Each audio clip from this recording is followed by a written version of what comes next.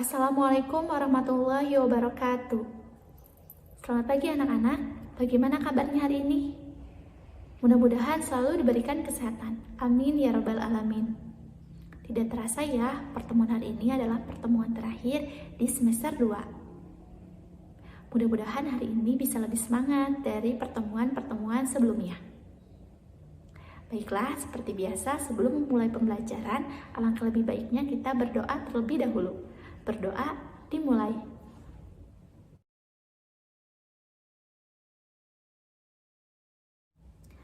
Berdoa selesai. Baiklah, sebelum Ibu menjelaskan materi apa yang akan kita bahas pada pertemuan hari ini, Ibu ingin tahu terlebih dahulu, siapa di antara kalian yang sudah tahu atau sudah membacanya? Siapa? Apa materinya? Ya, benar. Pada pertemuan hari ini kita akan membahas materi mengenai perubahan masyarakat Indonesia pada masa penjajahan. Untuk lebih jelasnya, yuk kita simak pemaparan berikut ini. Perkebunan di Indonesia telah berkembang sebelum masa penjajahan. Bangsa Indonesia telah memiliki teknologi turun-temurun untuk mengembangkan berbagai teknologi pertanian. Pada masa penjajahan, terjadi perubahan besar dalam perkembangan perkebunan di Indonesia. Penambahan jumlah lahan untuk tanam ekspor dilakukan di berbagai wilayah di Indonesia. Bukan hanya pemerintah kolonial yang mengembangkan lahan perkebunan di Indonesia, tetapi juga perusahaan-perusahaan swasta.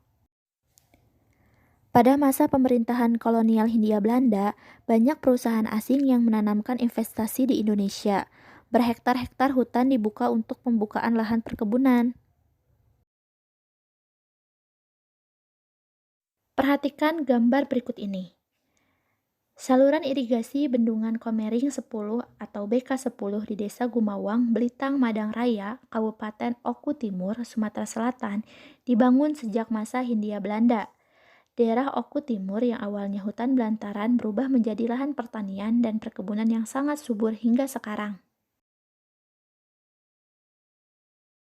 Persebaran penduduk dan urbanisasi. Sejarah transmigrasi di Indonesia terutama terjadi pada akhir abad 19. Tujuan utama transmigrasi pada masa tersebut adalah untuk menyebarkan tenaga kerja murah di berbagai perkebunan di Sumatera dan Kalimantan.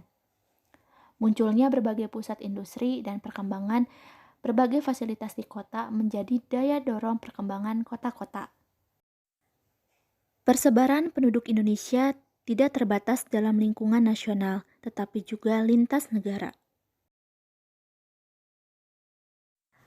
Pengaruh pemerintahan kolonial barat di satu sisi memiliki pengaruh positif dalam mengenalkan berbagai tanaman dan teknologi dalam pertanian dan perkebunan.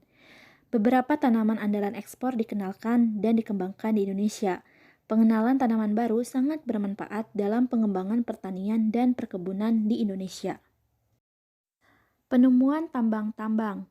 Pembukaan lahan pada masa kolonial barat juga dilakukan untuk pertambangan minyak bumi, batu bara, dan logam. Pembukaan lahan pertambangan terjadi pada akhir abad 19 dan awal abad 20. Pada zaman penjajahan Belanda, banyak dibangun jalan raya, rel kereta api, dan jaringan telepon. Pembangunan berbagai sarana transportasi dan komunikasi tersebut mendorong mobilitas barang dan jasa yang sangat cepat. Pada transportasi laut juga dibangun berbagai dermaga di berbagai daerah di Indonesia.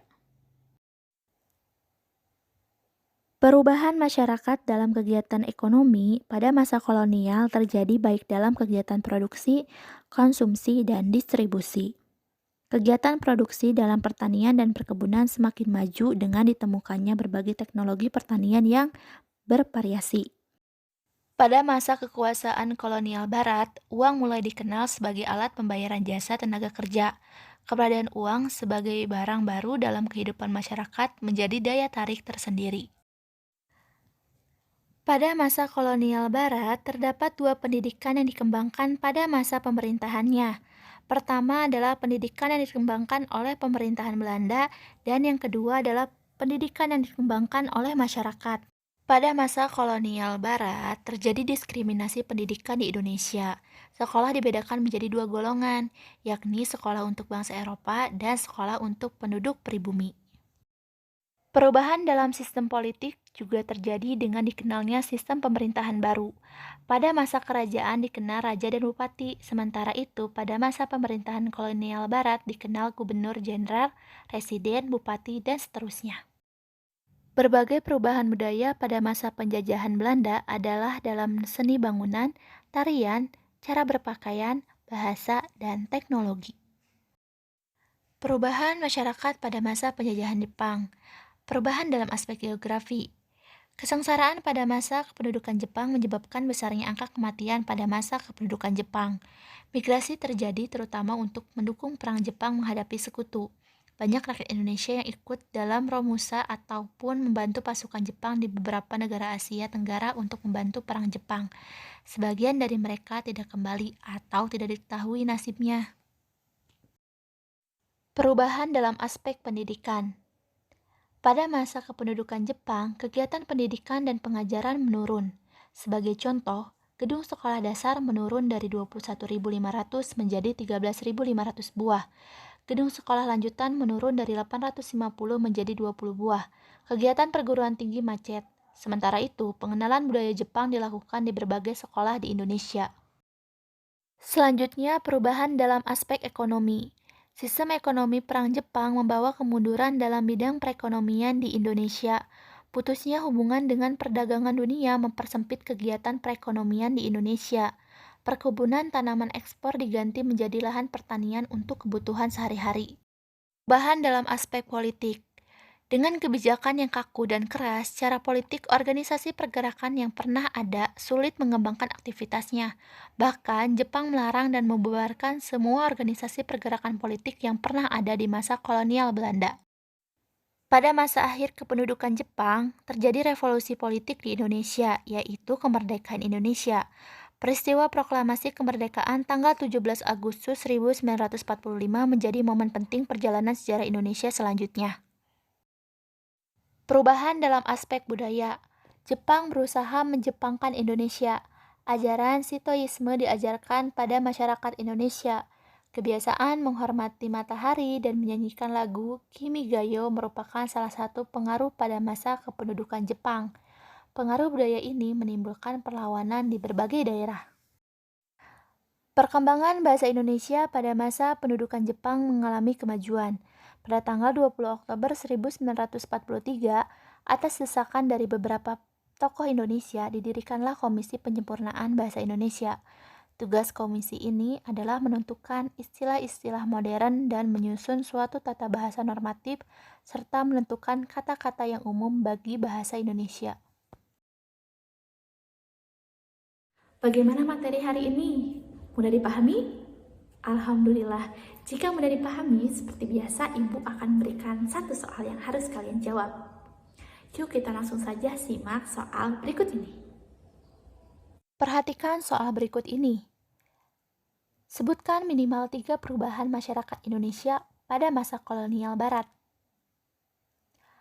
Baiklah, apakah sudah terjawab? Oke, kita bahas bersama-sama. Ya, benar. Jadi terdapat 3 perubahan yang dialami masyarakat Indonesia pada masa kolonial Barat.